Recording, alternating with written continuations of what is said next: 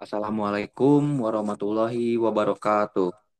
Kami di sini kelompok 8 akan mempresentasikan video pembelajaran DFA atau Deterministic Finite Automation.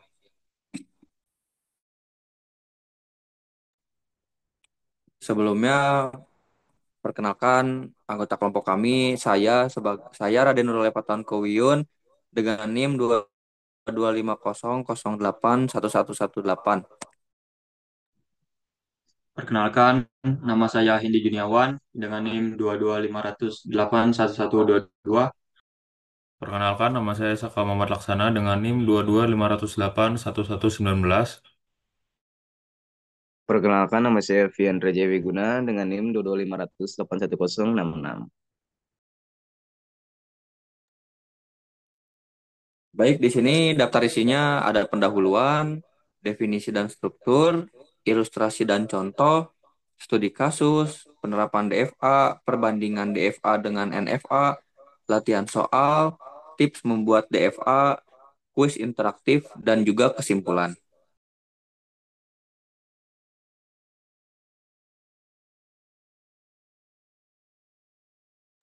Nah, pendahuluannya di sini dalam dunia komputasi dan ilmu komputer, pemahaman tentang model automata sangatlah penting. Salah satu model paling mendasar dan sering digunakan adalah Deterministic Finite Automation atau DFA.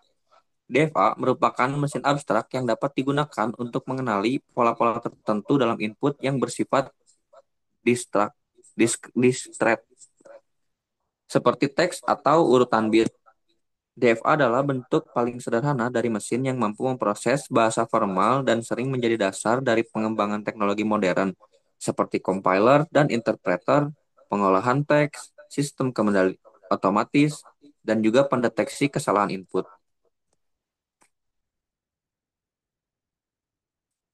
Nah, definisi dan struktur DFA, di sini definisi formalnya DFA merupakan mesin abstrak yang dapat dijelaskan secara matematis dengan 5 komponen utama yaitu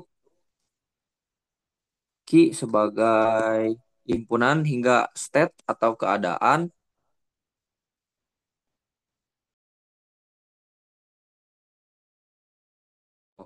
elemen sigma sebagai himpunan alfabet atau input simbol, lalu elemen delta sebagai fungsi transisi yaitu key dikali sigma akan menjadi key. Lalu key 0 start state yaitu keadaan awal di mana mesin mulai bekerja. Lalu F itu sebagai final state, himpunan final state atau keadaan akhir.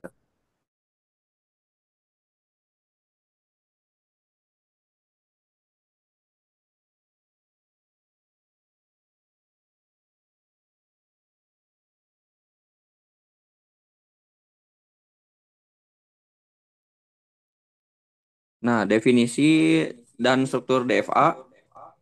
Syarat mesin DFA yaitu untuk setiap kombinasi state dan input simbol hanya boleh ada satu transisi yaitu deterministik. Lalu tidak boleh ada transisi ganda untuk kombinasi simbol dan state yang sama. Semua kemungkinan input harus ditangani oleh fungsi transisi.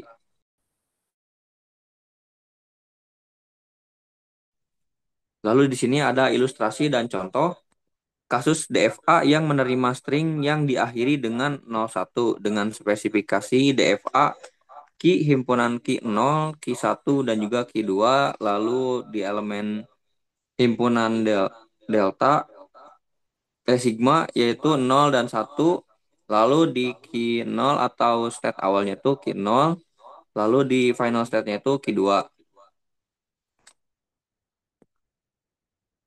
Nah, di sini simulasinya menginputkan 11, 0 dan 1. Key 0 dari key 0 membaca simbol 1, maka berdasarkan elemen delta key 0 dan 1 itu sama dengan key 0 yaitu tetap di key 0. Lalu dari key 0 ke key 0 membaca simbol 1 ke elemen delta key 0 dan 1 sama dengan key 0 atau tetap di key 0. Lalu di key 0 ke key 1 membaca simbol 0 yaitu ke dari elemen delta key 0 dan 0 itu sama dengan key 1 pindah ke key 1. Lalu dari Q1 ke Q2 membaca simbol satu, yaitu elemen delta Q1 dan satu itu masih di Q2 dan pindah ke Q2. Lalu mesin berhenti di Q2, lalu diterima karena Q2 itu termasuk dalam F atau final state, maka input 1101 itu diterima.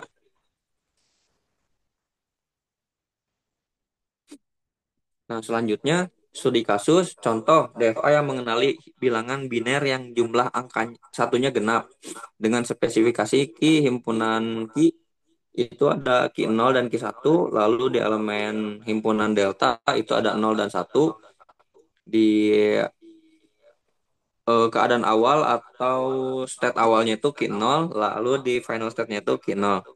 Nah, penjelasannya itu key 0-nya itu genap dan key 1-nya itu ganjil. DFA berpindah dari key 0 ke key 1 setiap kali membaca satu. Nah, simulasinya di sini menginputkan 110 yaitu key 0 ke key 1 membaca simbol satu pertama ke elemen delta key 0 dan satu sama dengan key 1 lalu pindah ke key 1. Karena jumlahnya satu, maka satunya itu ganjil.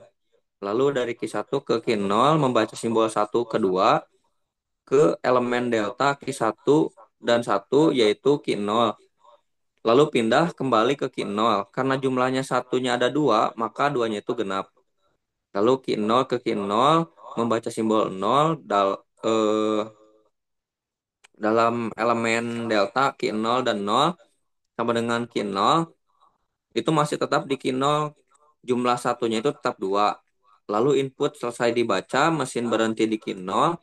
Karena key 0 adalah final state, maka string 110 diterima karena memiliki jumlah angka satu genap, yaitu 2 buah.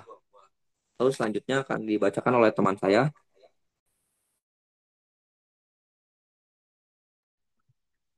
Baik, terima kasih pada Pak yang sebelumnya sudah menjelaskan. Selanjutnya saya akan menjelaskan mengenai penerapan DFA. Di sini ada tabel mengenai bidang dan juga implementasi dari penerapan DFA. Yang pertama, penerapannya yaitu bahasa pemrograman. Implementasinya, DFA digunakan untuk mengenali token atau kata kunci, variabel, dan juga operator dalam lexical analyzer. Lalu penerapan yang kedua itu di bidang validasi input. Implementasinya, misalkan DFA dapat mengenali apakah input adalah bilangan biner valid atau format email. Selanjutnya, penerapan di bidang otomasi industri. Implementasinya, sistem kontrol mesin produksi berdasarkan urutan input tertentu. Lalu ada penerapan kecerdasan buatan game. Implementasinya perpindahan state NPC atau idle ke patrol lalu ke cache menggunakan DFA. Penerapan yang terakhir yaitu di bidang pendeteksi kesalahan. Implementasi dari bidang tersebut yaitu mengidentifikasikan pola kesalahan dalam stream data. Next.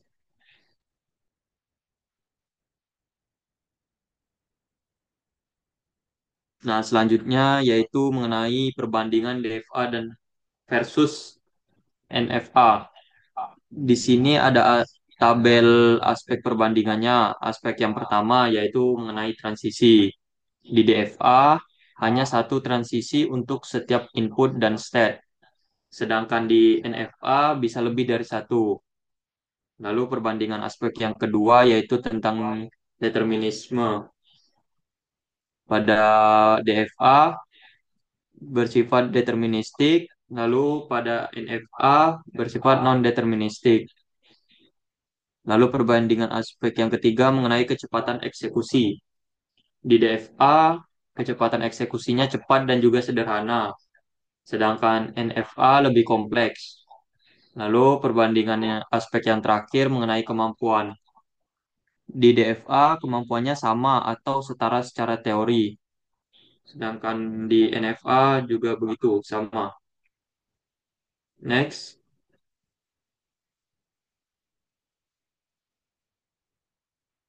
Pada slide kali ini yaitu membahas latihan soal. Soal yang pertama yaitu buat DFA yang menerima string biner yang memiliki jumlah simbol 0 kelipatan 3.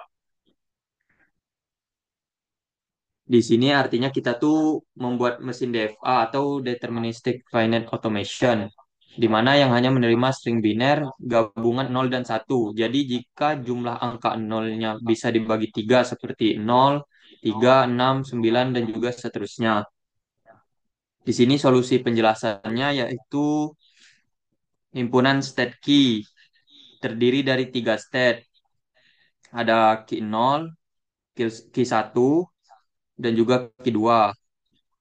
Yang mana di Ki 0 jumlah 0 saat ini berkelipatan 3, sedangkan Ki 1 jumlah 0 sisa 1 ketika dibagi 3, sedangkan Ki 2 jumlah 0 sisa 2 ketika dibagi 3.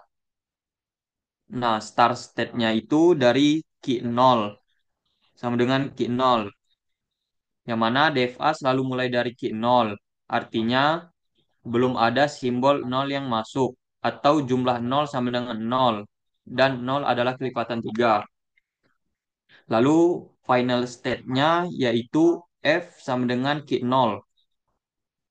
Hanya Q 0 yang menerima string, yang mana berarti jumlah simbol 0 di string adalah kelipatan dari 3. Lalu di transisinya yaitu dari state delta Q 0 menginputkan 0, lalu menuju ke state Q 1. Selanjutnya dari state Q 0 menginputkan 1, itu tuh menuju ke state Q 0. Lalu dari delta Q1 menginput 0, itu tuh menuju ke state Q2. Selanjutnya delta Q1 menginput 1, itu menuju state Q1. Lalu delta Q2 menginput 0 menuju state ke Q0. Dan yang terakhir delta Q2 menginput 1 dan menuju state Q2. Jadi setiap kali kita membaca 0, kita tuh berpindah state untuk menandai jumlah 0 meningkat. Dan setiap kali kita membaca 1, kita tetap di state sekarang karena angka 1 itu tidak mempengaruhi hitungan jumlah 0. Selanjutnya, next.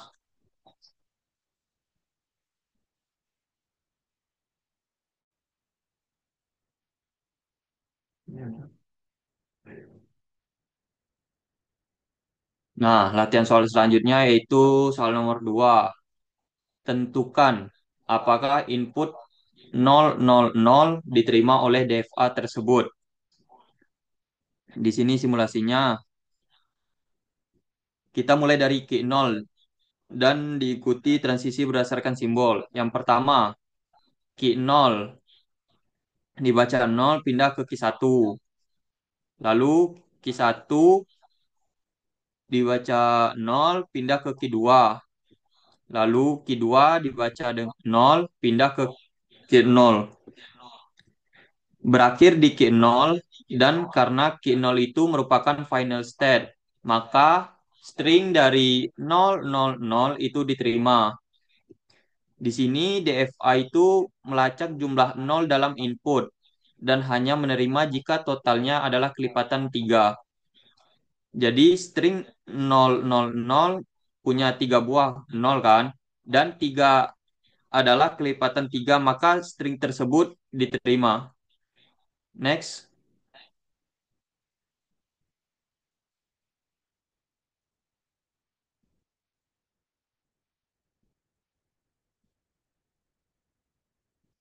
Lalu pembahasan selanjutnya mengenai tips membuat DFA.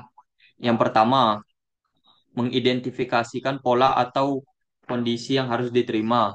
Yang kedua, menentukan state berdasarkan kondisi penting. Yang ketiga, membuat fungsi transisi untuk setiap kombinasi simbol dan juga state. Yang keempat, tandai state awal dan final dengan jelas. Lalu yang terakhir, mensimulasikan beberapa input untuk menguji kebenaran. Baik, pembahasan selanjutnya akan dijelaskan oleh teman saya. Terima kasih.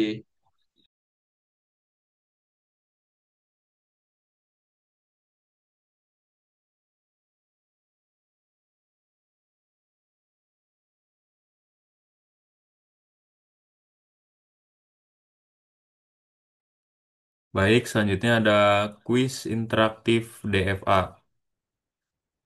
Soal nomor satu yaitu konsep dasar DFA. Pertanyaan, apa yang membedakan DFA dari NFA dalam hal fungsi transisi? Yaitu DFA memiliki satu transisi untuk setiap kombinasi state dan input. Penjelasannya, DFA bersifat deterministik sehingga untuk setiap kombinasi state dan input hanya boleh ada satu transisi. Ya. Soal berikutnya, apa peran dari final state dalam DFA?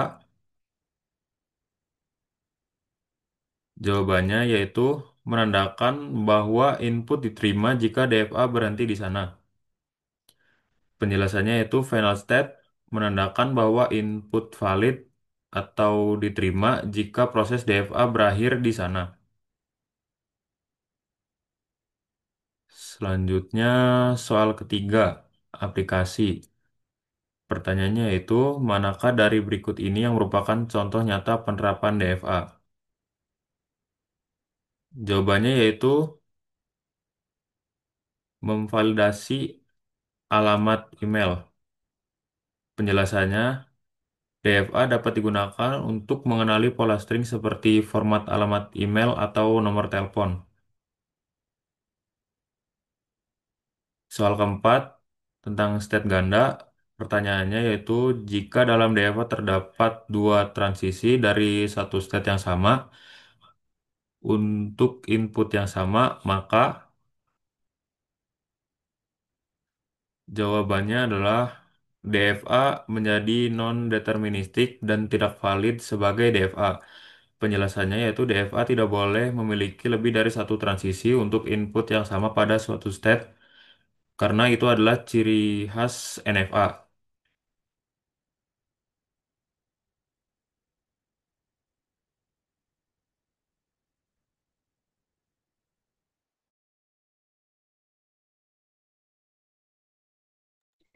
Oke, selanjutnya soal 5 akan dijelaskan oleh saya.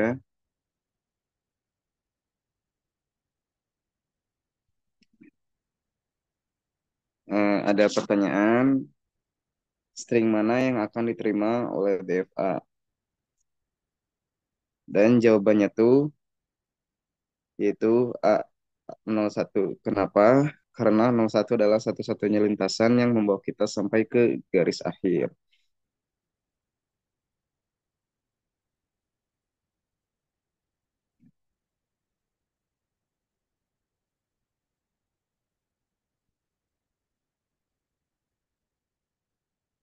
Lanjut, kesimpulannya, DFA bukan sekadar teori, ia adalah representasi sederhana dari bagaimana dunia seharusnya bekerja.